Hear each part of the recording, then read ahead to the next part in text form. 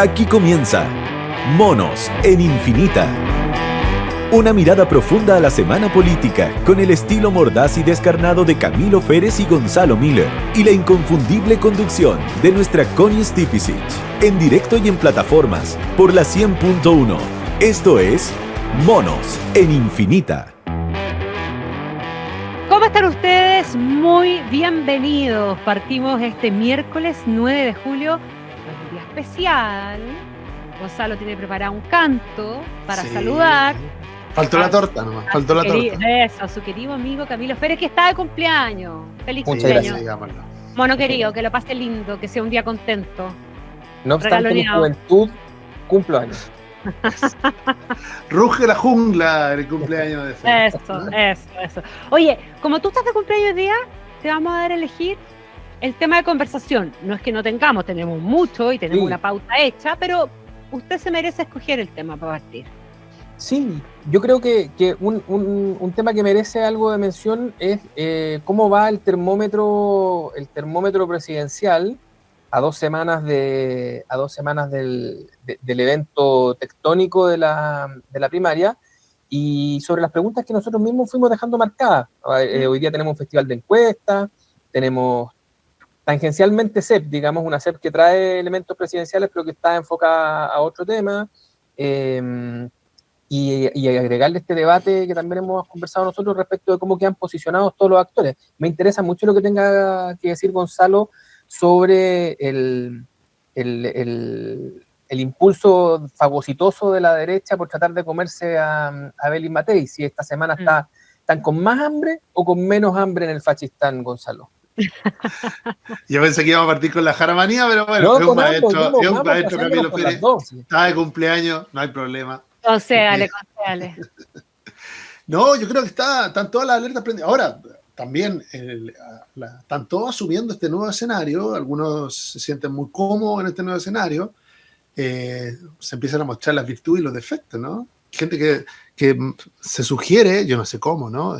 Después, cuando uno mira los primeros 5 meses del año, todo lo que ha pasado, y mira los 5 meses que faltan para llegar a la primera vuelta, la cuña de la suerte está echada, yo no se la he recomendado a nadie, ¿no? A nadie. Y yo creo que, ¿por qué? Por 2 razones. Una, porque estamos en un ambiente de alta inestabilidad, pasan cosas, tenemos una mitad del electorado que reacciona en una lógica muy de opinión pública, se mueve muy rápido, levanta fenómenos y los deja caer en 5 minutos. Pregúntale a Johannes Kaiser, todavía está preguntando qué pasó, ¿no? ¿Por qué se fueron los que habían llegado recién? No se alcanzaron a sentar a la mesa y ya se habían parado de nuevo. En ese ambiente de alta volatilidad, frases como esa también tienen un segundo efecto que nos recuerdan un poco o nos llevan un poco a esa soberbia que conocimos. Pues. Sí, al final algo hubo en el segundo proceso, ¿no? De que había gente que tenía clavada, sabía lo que la gente quería, no tenían duda en ningún tema y estaban dispuestos a avanzar pese a todo.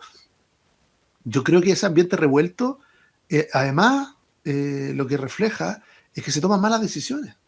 Yo solo quiero nombrar una, que lo mencionamos el año pasado, pasó igual.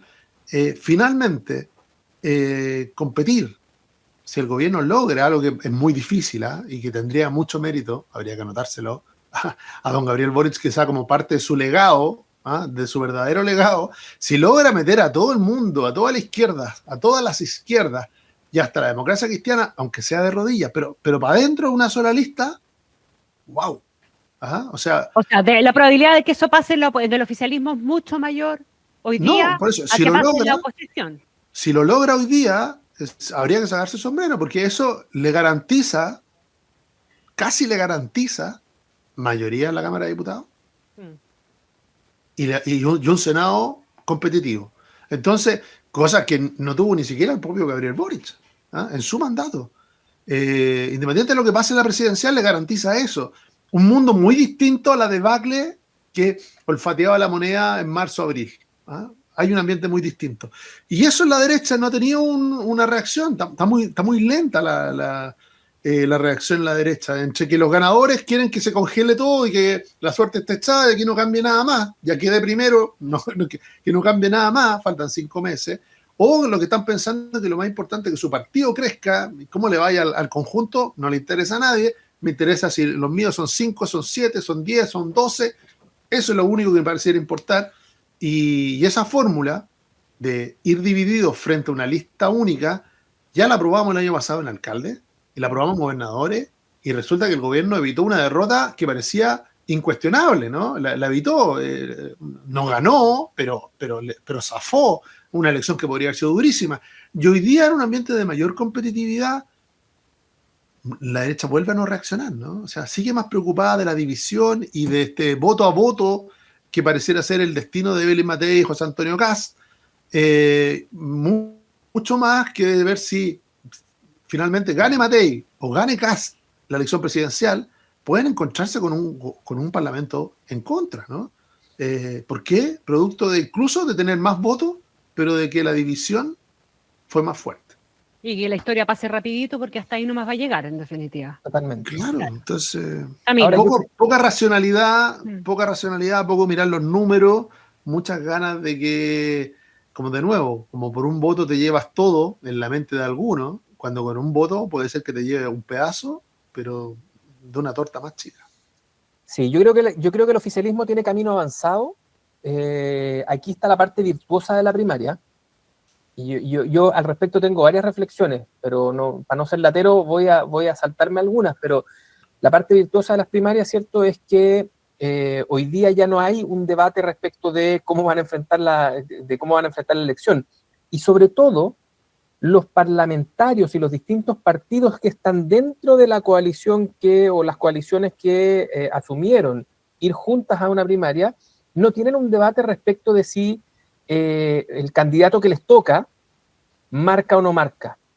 Es decir, ese es el candidato que hay. Y adicionalmente, el candidato que hay, como era de suponer, copó rápido el espectro que le tocaba copar, que es el espectro oficialista, y Janet Jara pasó muy rápido al 30%, e incluso hoy día está creciendo por sobre eso, ¿ya? Va a llegar un momento en el que, hipotéticamente hablando, ella podría estar incluso por sobre lo que es la aprobación del gobierno, y eso ya habla de un aumento de su competitividad. Algo aparece en algunas encuestas hoy día, ¿cierto? Pero como no la hemos podido mirar con más calma ni dejar que pase un poco más de tiempo, yo las tomaría como eso, como una foto. Sí. Pero Janet Jara tomó su espacio, creció, es la candidata, y por lo tanto este debate, que puede terminar siendo muy cáustico, y es probablemente el más cáustico, que es el debate de los parlamentarios, que preocupados de su propia elegibilidad, comienzan a decir, a mí mi candidata o candidato no me marca, ¿cierto? Que un poquito se vio antes de la primaria, eso ya se sentía, queda despejado. Entonces, de alguna manera el oficialismo tiene un mejor escenario para tratar de llegar a un acuerdo unitario, aunque, como dicen la mayoría de los partidos, ellos sientan que no caben. Van a tener que saber caber, ¿ya? Creo que al frente pasa algo distinto. Hay muchos elementos disruptivos en la conversación dentro de la derecha. Uno es la sensación de triunfo, que los lleva obviamente a seguir pensando que lo fundamental es quién se queda con la hegemonía, porque como van a ganar, el que gane un puntito más que el otro se queda con todo.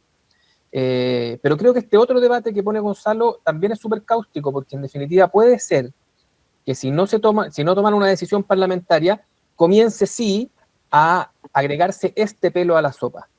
Una derecha que ya está dudando, o un Chile Vamos, o ese mundo, que ya está dudando respecto de la idoneidad de su candidata, que, lo siento Gonzalo por insistir con el punto, pero tiene un track record impresionante de bajar y poner candidatos sobre la tesis del nerviosismo, ¿ya?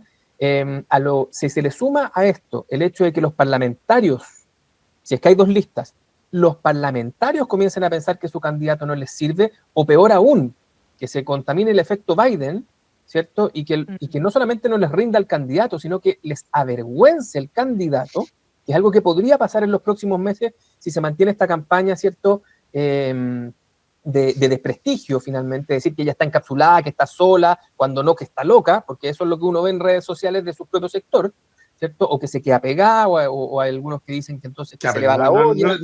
No le demos tanto crédito a la Tere Marinovich. No, Un poquito menos de crédito.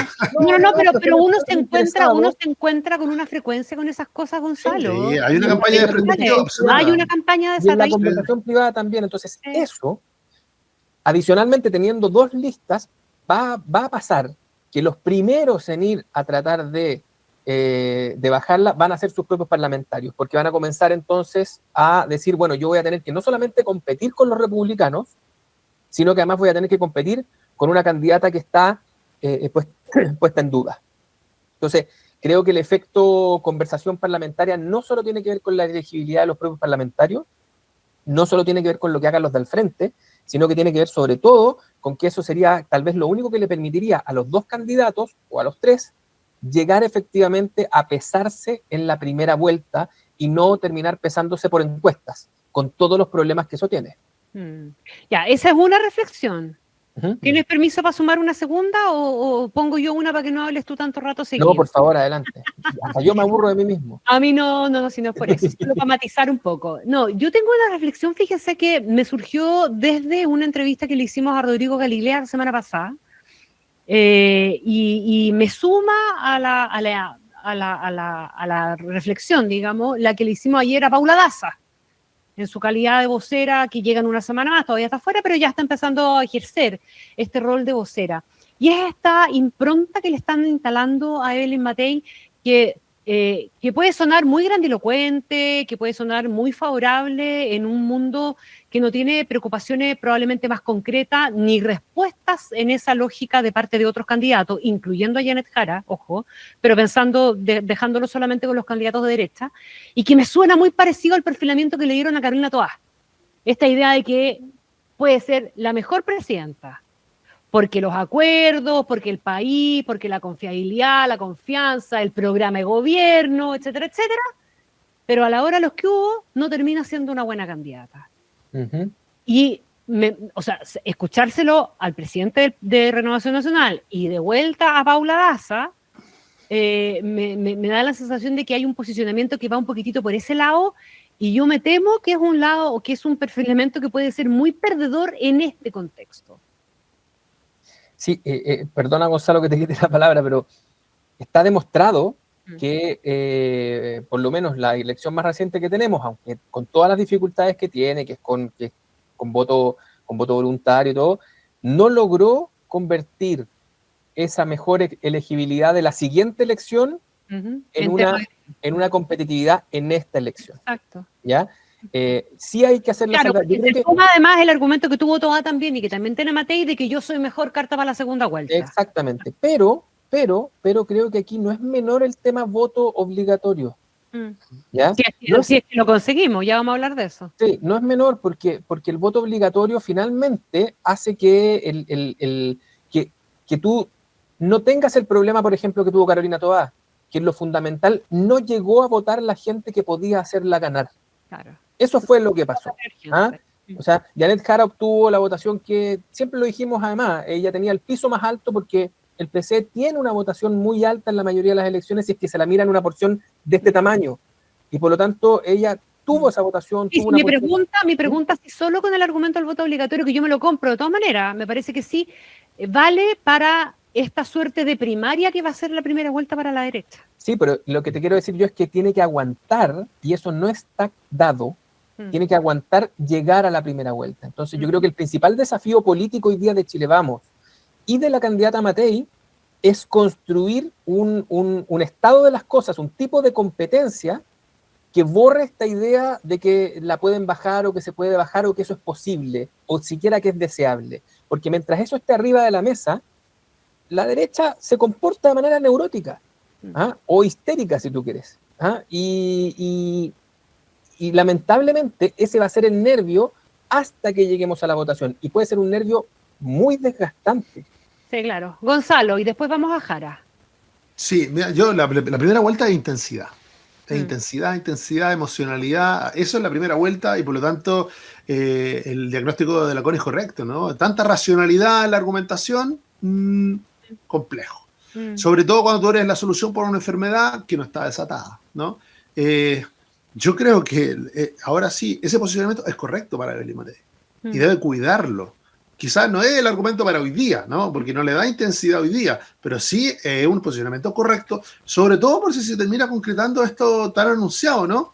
Esta polarización Jara-Kast, ¿no? De hecho, hoy día varias encuestas ya preguntaban, oiga, ¿qué sería peor? ¿Un gobierno de inspiración comunista o uno pinochetista? O sea, hay ganas, ¿no? Hay ganas de ponerle o de inventarle un marco a esa disputa polarizante, y yo creo que la mayoría del voto voluntario, del voto obligatorio, de este elector obligatorio, elector menos politizado, no de centro, ¿no? La palabra centro hoy día no significa nada. O si uno lo podría decir, en el centro político lo único que está demostrado es que no hay nadie. No sé qué es peor, pero sí es poco politizado y que en general ha tendido a votar contra los extremos, ¿no? De uno u otro lado. Es lo que tenemos como experiencia en nuestro pero eso es la segunda vuelta. Pero esa es una lógica segunda vuelta. La primera es intensidad. Entonces hay que buscar elementos de intensidad también en el discurso, o sea, de Billy Matei. Kast es el mejor de los mundos porque él es 100% intensidad, ¿no? Él no tiene al revés reflexión. Pero miren la paradoja lo que se produce, de que al final los problemas de Jara son parecidos a los problemas de Kast. Son muy intensos, con gran adhesión, pero que no logran cerrar. Jara en su mejor minuto no logra ganar la segunda vuelta. Con la jaramanía desatada, con un triunfo arrollador, algunos dijo, oiga, pero que le está pidiendo mucho, le falta, denos más cancha. No, lo que estamos diciendo es que no logra ganar hoy día la segunda vuelta y tiene un déficit ahí. Lo siente la propia Jara, ¿no? Desde que ganó la tenemos tratando de descomunizarse, no sé si existe esa palabra, pero la aprendimos todos. No sé si existe, no creo, pero la aprendimos. Y después, el mega fail, el primer fail, yo creo que no le va a hacer ningún daño, pero de instalar de nuevo, ella misma está instalando las dudas que ella siente que el electorado tiene sobre ella, el Partido Comunista, y que de economía es muy débil en materia económica. Y anda buscando su Mario Marcel. A su Mario Marcel, como dices tú, claro. Sí, pues anda buscando a su Mario Marcel, alguien que le ponga credenciales. Pensó que era Izaguirre, parece que ni siquiera Izaguirre pensó que era una buena idea, arrancó rápido de ahí. Pero es un tema, ¿no? Es un tema, va a ser un tema. Y si uno no se alcanzó a poner los patines, Izaguirre. No se alcanzó a poner ni medio patín. Digamos en todo caso que a ella se le ocurrió Izaguirre, porque a Izaguirre mismo se recetó una cuña que al menos, además tomando en cuenta su propio track record, porque él hizo lo mismo con Bachelet. Acuérdate que él escribió una columna en el Mercurio para decir que firmaba la gratuidad universitaria, y se transformó en ministro de Educación. No se condecía con su propio ejercicio del Ministerio de Hacienda anterior, o sea, y así levantó el dedo para decir que estaba disponible. Yo perdón, entre paréntesis, solamente Nicolás Izaguirre, esto no es nada personal, pero políticamente hablando, el ministro Izaguirre en su momento pareció ser un gran ministro de Hacienda, pero con el paso del tiempo y la evidencia de los hechos, a mí me quedó siempre claro que el ministro de Hacienda era Ricardo Lago y era el director de presupuesto que era Mario Marcel.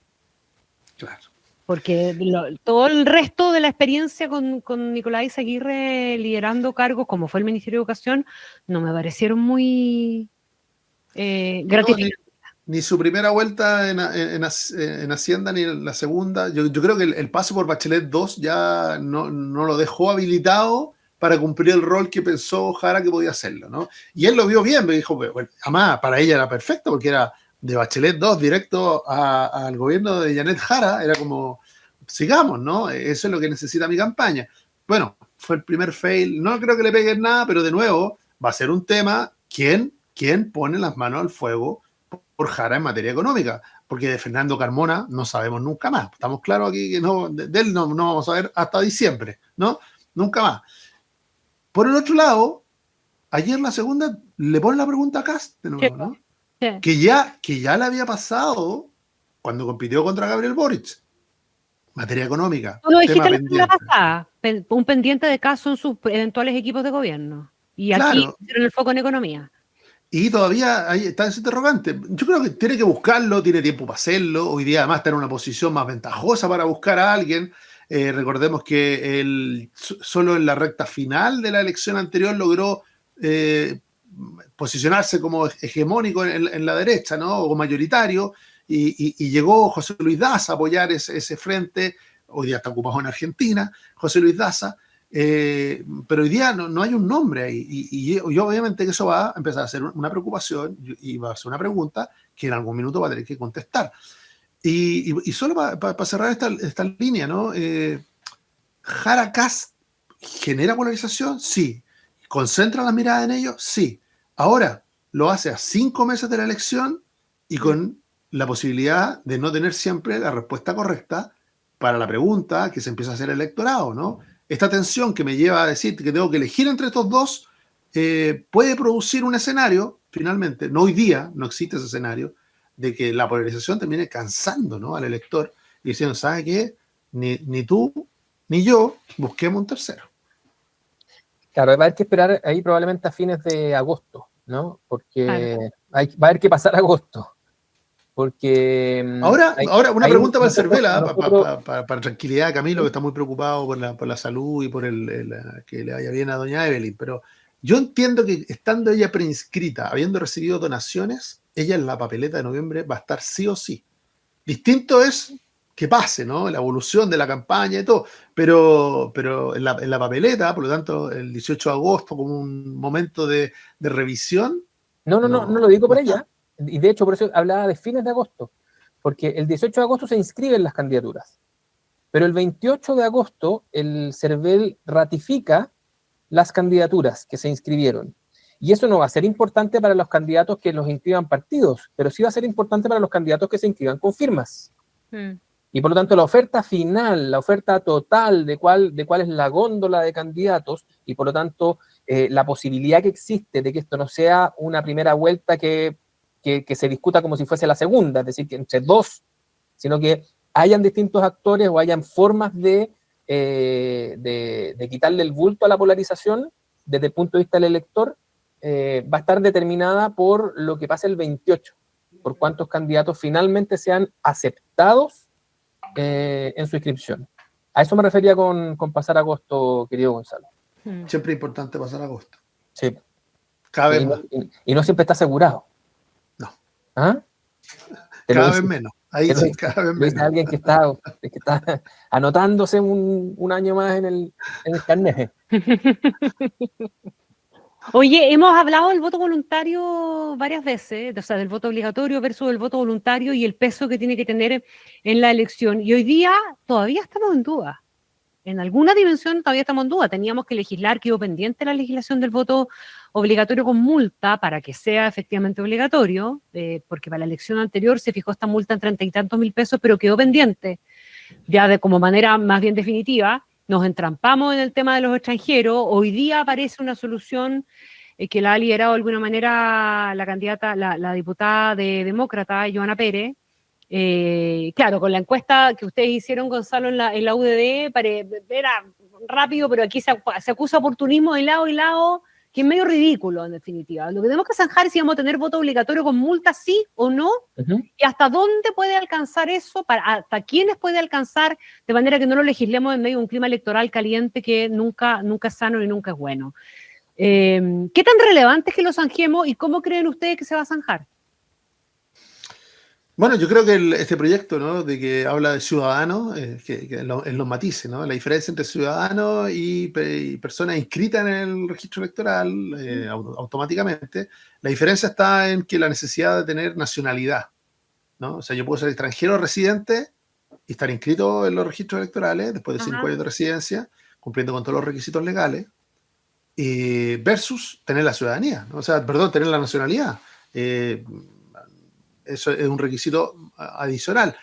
Yo creo que al final vamos a terminar con voto obligatorio, con multa para los chilenos, digámoslo así, para los ciudadanos, y para los extranjeros solamente voto obligatorio a las chilenas. Sin multa. Sin multa. En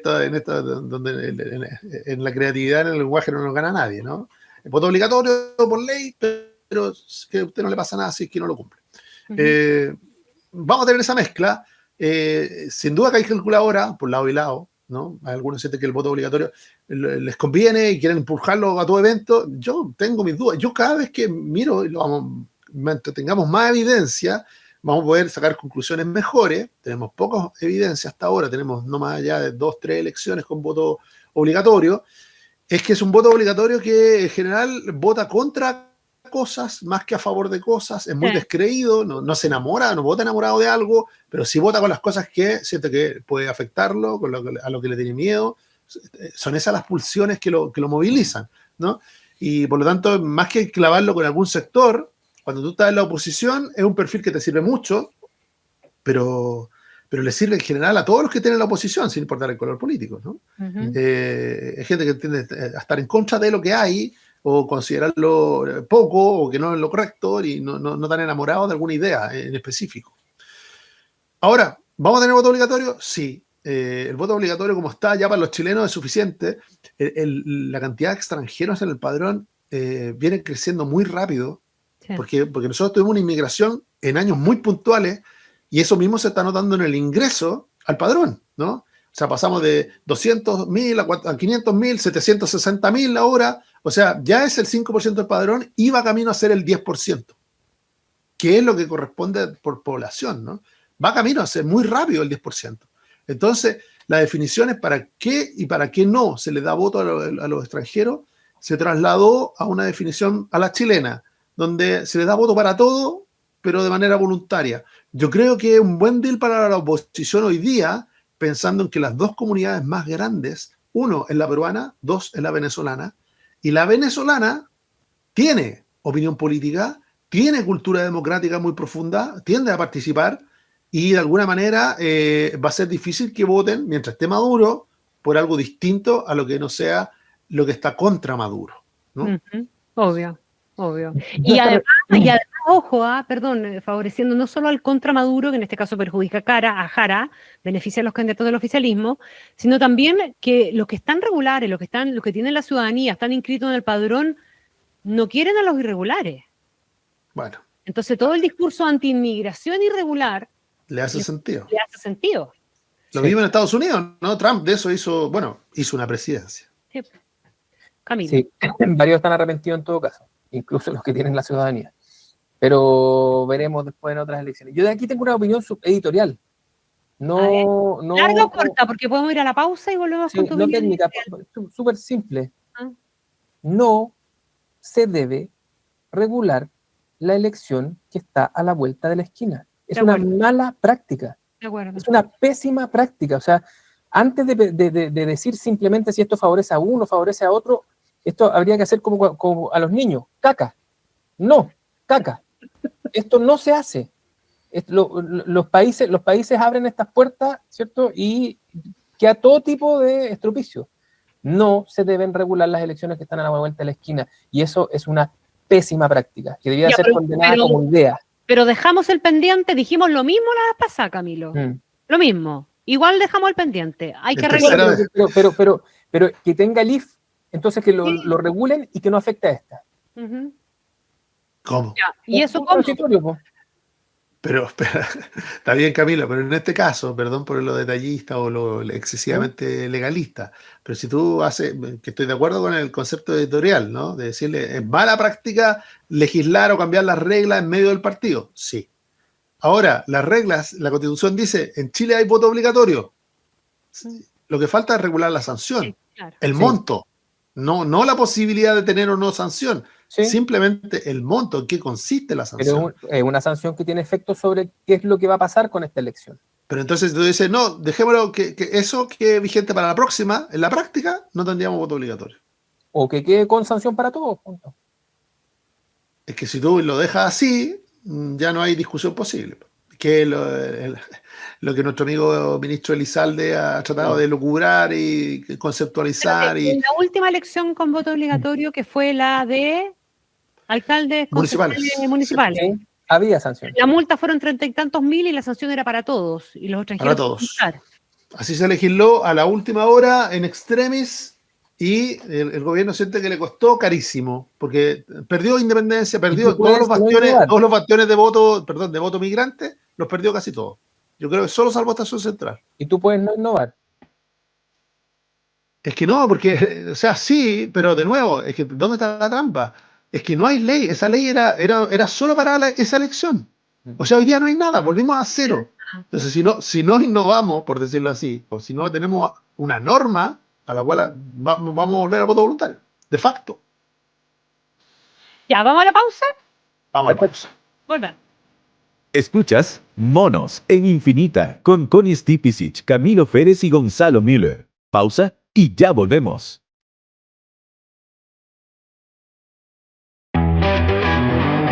Estamos de vuelta con Monos en Infinita, junto a Connie Stipicic, Camilo Férez y Gonzalo Müller.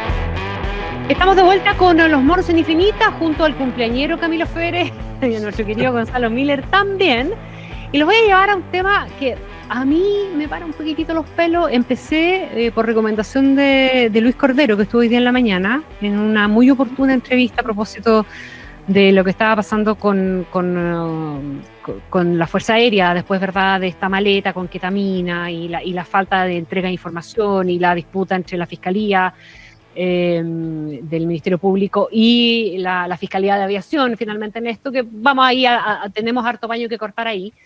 Un libro que me empezó a parar más los pelos todavía, y que es de un editor que fue director del País, que si me dan un segundo, porque como era un libro nuevo no retuve exactamente el nombre, pero se los recomiendo, porque lo empecé a escuchar y lo paré de escuchar para seguirlo con tiempo. Y esto es una crónica de un problema anunciado, digámoslo, ¿verdad? Esta permeabilidad o esta porosidad de las instituciones, porque no es solamente la FACH, fue el Ejército hace días atrás, fue Carabineros un poco antes, la Fiscalía, Gendarmería, la Justicia, y vamos sumando en una cuestión que evidentemente inquieta y es un problema grande. Más allá de la semántica de si se instruyó o no se instruyó, aquí no le quitemos literalmente el poto a la jeringa y hagámonos cargo del problema grave y serio, porque no sabemos si hemos cruzado un umbral que nos permita tomar acciones y revertir esta cuestión o llegar a la conclusión de que eventualmente estamos actuando demasiado tarde, y a mí eso, y a todos me imagino, es lo que más nos inquieta. Espérenme, el libro se llama ¿Quién manda aquí? ¿Quién manda aquí? Y que básicamente es una mirada al tema institucional y a la porosidad institucional de América Latina a partir del caso México. Está muy entretenido, se los recomiendo. Ya. ¿Quién quiere seguir con tomar la palabra? Bueno, lo de la FACH, yo quiero darle una bajada distinta, ¿no? Menos, es grave, es gravísimo. Yo creo que aquí quien lo tiene más claro, o al que lo he escuchado con mayor claridad, es justamente el ministro Cordero, al que entrevistó Connie hoy día en la mañana. Uh-huh. Pero me quiero salir de lo política criminal, judicial, y de que está bien, hay que sancionarlo, es gravísimo, mayores sanciones. No me interesa si lo hace la justicia militar, lo hace la justicia civil. No vaya a ser como el meme ese el viejito que dicen, hoy día soy experto en política criminal, ¿no? ¿Ah? No es lo mío. Pero lo que sí me preocupa es que la política lleva 1 año y medio, 2 años especulando con las Fuerzas Armadas para enfrentar al crimen organizado. Uh-huh. Y mire qué casualidad, que el crimen organizado se mueve más rápido que el Estado, se mueve más rápido que la política. Y empezó a golpear él las puertas, ¿no?, de las Fuerzas Armadas. Empezó él a atender, a decirle, bueno, si se va a utilizar esta fuerza contra mí, ¿qué pasa si yo soy capaz de infiltrarme en esa fuerza, ¿no? Lo mismo respecto del Ministerio Público, lo mismo respecto de Carabineros, la PDI, lo mismo respecto de la institucionalidad del país, los municipios.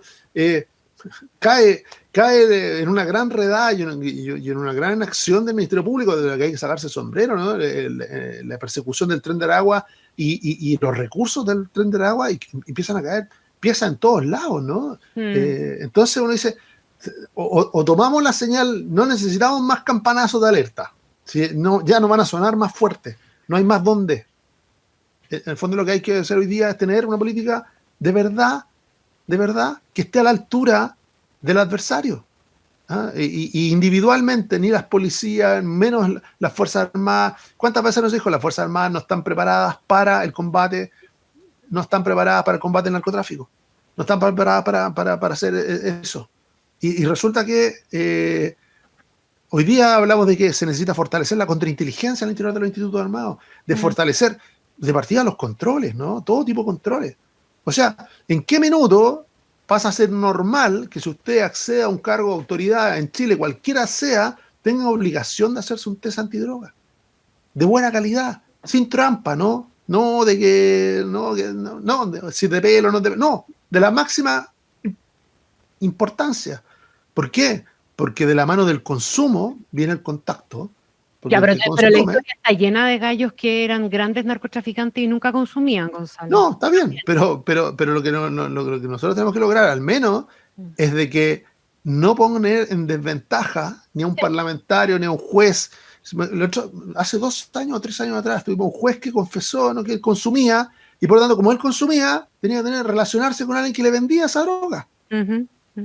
Entonces, eso es lo que no queremos, ¿no? Ese tipo de relaciones. Imagínense que en este caso las Fuerzas Armadas, sobre todo en el caso del Ejército, el regimiento que tiene estratégicamente la capacidad disuasiva respecto del norte de Chile. El control de la frontera. Y no solo control de la frontera, ¿no? Porque incluso en temas de defensa y soberanía, no solo en temas de inmigración, sino que en temas ante posibles ataques de otras potencias, de otros países, ¿no? Y está infiltrado y alguien suelto dice, no, es que la droga venía de Bolivia. Mire qué casualidad, ¿no? Que la droga venía y estaban más preocupados. Y después subimos al poco tiempo después de que este era el viaje número 18 que realizaban. Nos vamos a encontrar algo muy parecido respecto de la Fuerza Aérea, creo yo. No es primera vez, ¿no? Sino que aquí ya había una habitualidad, había un contacto, había una red. Y que si bien tiene por un lado la penetración del narcotráfico, por otro lado tiene la disuasión que tenía Chile en sus Fuerzas Armadas, empieza a verse mermada frente a Bolivia, Perú y nuestra realidad latinoamericana. Yo creo que aquí, no quiero que esto suene como a un juego de palabras, pero creo que lo relevante es que estamos frente a crimen organizado. Entonces, lo importante es la organización. Porque cuando tú tienes una organización que es transnacional, que es robusta, que tiene un montón de incentivos económicos para estar permanentemente innovando, ¿ya? Hay que tomársela así de en serio, ¿ya? No puede ser solamente una capacidad disuasiva teórica la del Estado. Es más, porque mucha de esa capacidad disuasiva teórica la perdió cuando alguien dijo pago por ver, que fue en el estallido. Cuando alguien dijo pago por ver el tamaño del Estado de Chile y cómo es capaz de primero defenderse, luego defender de los saqueos, digamos, a la industria, defender a la gente y luego incluso repartir ayudas, nos dimos cuenta de que no teníamos un Estado. Claro. No tenemos un Estado en forma. Tenemos comisarías, tenemos capilaridad, digamos, pero yo dudo de que el Estado de Chile pueda llegar con la misma celeridad que llegan otras organizaciones. No solamente, en este caso, el crimen organizado, que se organiza precisamente para abastecerse, tiene redes, tiene todo lo que tiene una gran empresa. O sea, de la misma forma que uno cuando va pedaleando por Curarrehue, pasa por unos pueblos con 4 o 5 caserones y uno de ellos tiene una banderita de Cecina San Jorge. San Jorge tiene que llegar con esa banderita y con los productos que se venden en esa casa que está convertida en local comercial, ¿cierto? No tengo cuenta comercial con ellos, por lo tanto no, la mención la digo precisamente porque son esas o algunas papas fritas o eventualmente la Coca-Cola. Por no decir la Coca-Cola, ¿no? No, claro, pero esas banderitas tienen detrás una logística. Sí, claro.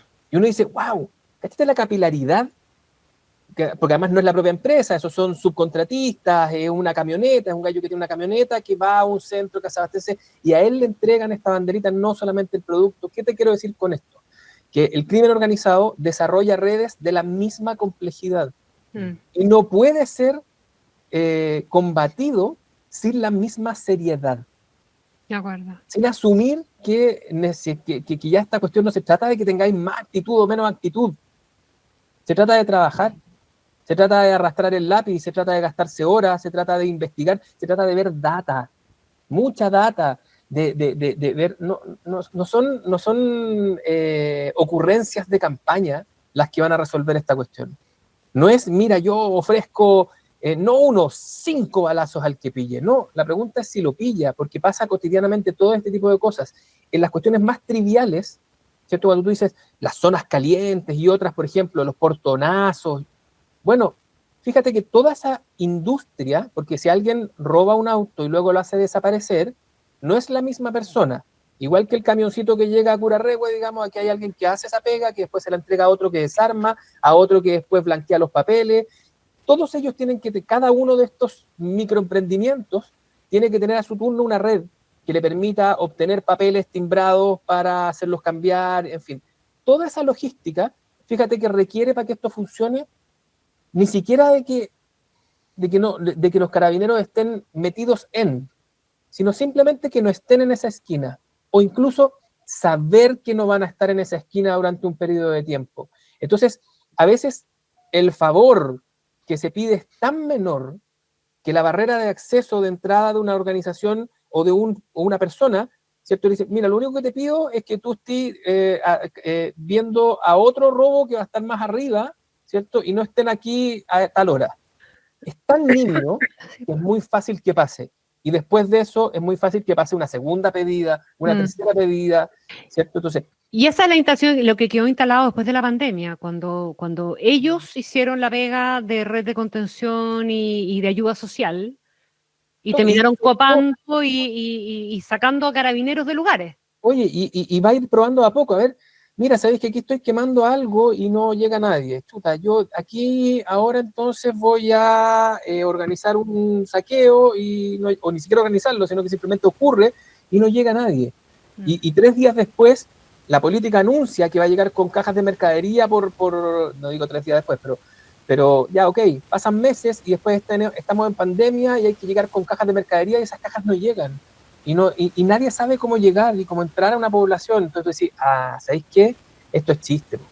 De partida, yo como crimen organizado no tengo para qué instalarme en medio del bosque y corromper a otras organizaciones, digamos, para tener un estado dentro de un estado.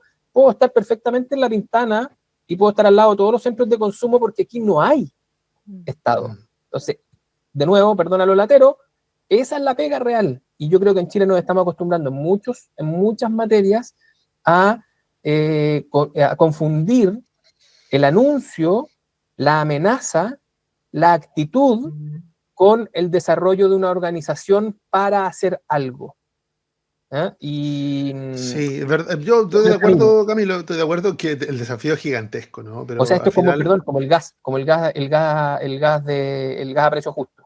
Claro, oye, pero la idea se sustentaba sola, bastaban 2 o 3 cuestiones, entonces iba a ser, bueno, ¿en qué terminó? Un desastre, ¿eh? Una gran mentira. Pero como la idea es que no ocurra lo mismo respecto al combate al narcotráfico y al crimen organizado, aquí hay que dar la vuelta a esto de a poco, ¿no? Y además tenemos, como decía con el principio, tenemos una guía, si tampoco es que estemos ciegos de lo que viene, ¿no? Ecuador está entre 6 meses y 1 año adelante nuestro en el mismo problema. Tan poquito. No el mismo problema. Espérame. El mismo problema. No, el problema de Ecuador, multiplícalo o sea, el problema de Ecuador es el problema que nosotros no queremos llegar. Connie, es obvio, y no queremos en México, ¿no? Es decir, en el no querer estamos todos. No, está bien, tenemos que hacer todo. O sea, en el no querer estamos todos, pero... Para no acercarnos siquiera al problema de Ecuador. Para los que siguen esto, con menos emocionalidad y con más racionalidad, dicen que nosotros estamos entre 1 año y 6 meses de lo que va a Ecuador. Y hemos tenido explosiones pequeñas en control de las cárceles, y ahí estamos preocupados. Y nos quedamos tranquilos todos de que que en Chile eso no pasa, hasta que pase. Porque está claro. Hoy día, la idea de que en Chile esto no pasa y la confianza, y claro. Sí, o sea, la tesis del oasis. No, por eso aquí hay un montón de variables que están jugando. Entonces, como lo que están haciendo aquí, ya lo han hecho en otros lugares. Son las mismas organizaciones con las mismas capacidades, son las mismas instituciones con las mismas debilidades humanas. No hay mucho que innovar en eso tampoco.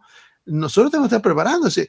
En este minuto, solo poner un asterisco en una de todas las dimensiones que tiene esto.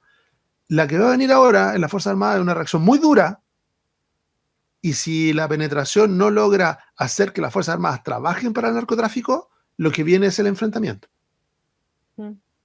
Esa es la etapa que viene. Y no es que nadie la busque, la quiera, no. Ellos operan bajo esa lógica. O sea, o te sumas o estás al frente, ¿no? Y esa es la tensión de dominación territorial.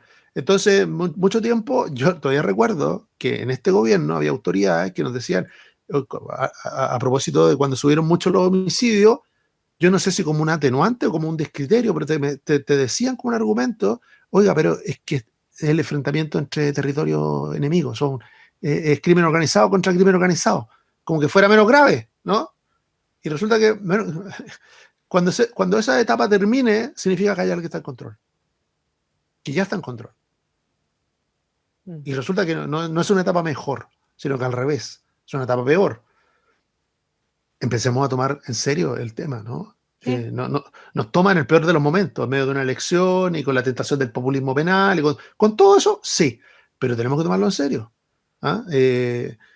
Solo recordar, había en el debate de primaria, cuando le preguntaron, Carolina Toay anuncia que ella estaba pensando doblar la formación de carabineros.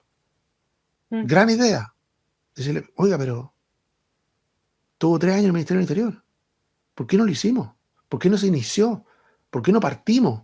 ¿No? O sea, vamos a estar esperando que el próximo gobierno haga algo en materia de seguridad. Nos queda 1 año, 6 meses, 9 meses. ¿Podemos esperar a que no pase nada de aquí al próximo gobierno para que el próximo gobierno sí se haga cargo? No creo. Yo creo que como la manera en que se tramitan los temas de seguridad, de la manera en que todavía es un tema que divide políticamente, no hay unidad de criterio en torno a los temas de seguridad. Esa es una debilidad que el crimen organizado y el narcotráfico están usando a su favor permanentemente. Ahora, en la discusión un poquito más ideológica, ¿pesa algo el involucramiento de las Fuerzas Armadas o ese ya para todos es una etapa superada? No creo que sea para toda una etapa superada, pero ojalá que no lo tematicemos así. No, yo diría, solo por poner un asterisco, un marrosquino arriba de esta torta, ¿no? Cuando se transformó en tema, si esto era una investigación de la Fiscalía de Aviación o del Ministerio Público, ahí saltó el alineamiento político tradicional. Lo normal hubiera sido, ¿qué me importa si es el fiscal de aviación o el fiscal civil? Alguien que se haga cargo de esto y encuentre a los responsables y los castigue. Pero resulta que el alineamiento que se produjo solo reproducía los traumas del pasado. Así, pero ordenado por lado y lado. Ahora, a mí me preocupa eso. Lo divertido es que esos traumas duran como una raya en el agua. Cuando cambian las condiciones del viento. Porque si tú te fijáis, voy a cambiar dramáticamente de tema, pero si ustedes se fijan, los parlamentarios que fueron a presentar la norma al Tribunal Constitucional, el proyecto de permisología, ¿ya? Tú miráis el listado de parlamentarios que están ahí y no te demoráis nada en encontrar todo tipo de llanteríos respecto de que la tercera cámara, de que los sistemas contramayoritarios, de que esta cuestión es pasarse por el aro la voluntad soberana del pueblo, porque finalmente ya se votó de una determinada manera y ahora lo quieren derribar en el TC. Ahí están pidiéndole al TC que les arregle esto porque ahora no les gustó cómo votó, cómo se comportó el gobierno, cómo votó mayoritariamente el Congreso, o simplemente, y establezco la duda, ante los resultados electorales recientes, consideran de que ya el viento está comenzando a cambiar y por lo tanto ellos también. Así que ese tipo de traumas. Solo una reflexión de eso, ¿verdad? Porque ha pasado muy colado. Yo creo que así como Monsalve le hizo un daño increíble a la credibilidad del gobierno en materia, el caso Monsalve, en materia de seguridad y delincuencia, ¿no? Combate a la delincuencia. Este gustito que se están dando los 42 diputados de ir contra su propio gobierno en permisología, le va a hacer un daño gigante, no solo al gobierno en materia de crecimiento, sino que a la propia Yanel Jara. ¿Cómo después explicamos de que esta misma gente, cuando gobierna, sí va a querer, o sea, va a decir, ahora sí quiero crecer, ahora sí quiero avanzar, ahora sí quiero que... A mí también me molesta la permisología. Está difícil. No, y además por razones equivocadas, porque están alegando de temas medioambientales y en una cuestión que ha sido súper clara el gobierno, Marcel, Grau y todos los que han estado involucrados, es que este proyecto que se aprobó no se mete en los temas de permisos sectoriales. Ese es otro proyecto, porque quedan 2 pendientes, queda el del el Consejo de Monumentos Nacionales y queda la permisología relacionada con el SEA, con el sistema de evaluación de impacto ambiental.